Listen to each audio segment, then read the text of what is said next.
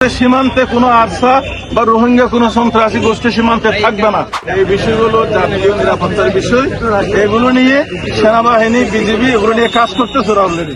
আর সাবেক এমপি জনাব শাহজাহান চৌধুরী এবং আইসহ আর্মি অফিসার আরো বসছি ইতারা লেখেন সন্তোষজনক আলাপ আলোচনা ইয়ানুল্লে এই যে আর দেশের কিছু মানুষ আহত হওয়ার কারণে স্বাভাবিকভাবে আর দেশের মানুষের ভিতরে উত্তেজনা বিরাজ করছে।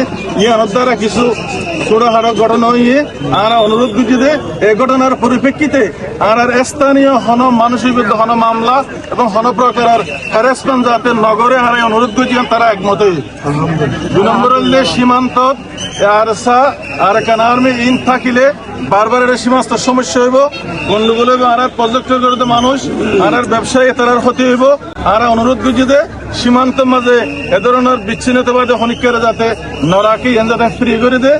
ইয়ানোর ব্যাপারেও প্রশাসন বা আর্মি প্রশাসন আর একমত হয়ে ইয়ানো আর আশ্বাস দিয়ে তো তারা অনুরোধ করছে যে যেহেতু এই বিষয় ইনলের যথেষ্ট পরিমাণ তারা তো হাজ করা করেন ইতারা যাদের স্বাচ্ছন্দ্যে হাজ করিতে পারে আর স্থানীয় বা একটু যারা আছে আর যার মতো করে আর যাইবে তারা আর সুযোগ করে দিও তারার মতো করে আর জানমাল আর নিরাপত্তা ইতারার মতো করে যাতে হাজ করিতে পারে আল্লাহ আর সুযোগ সৃষ্টি করে দিব আল্লাহ। আর তারা অনুরোধ করছে, ওনারা বলছে যে এখানে যদি কোনো গন্ডগোল না থাকে, যেটা আরসার সাথে গন্ডগোলটা হচ্ছে ওটা না থাকলে তো ওদের কাছ থেকে বাংলাদেশে গুলি আসার কথা নয়।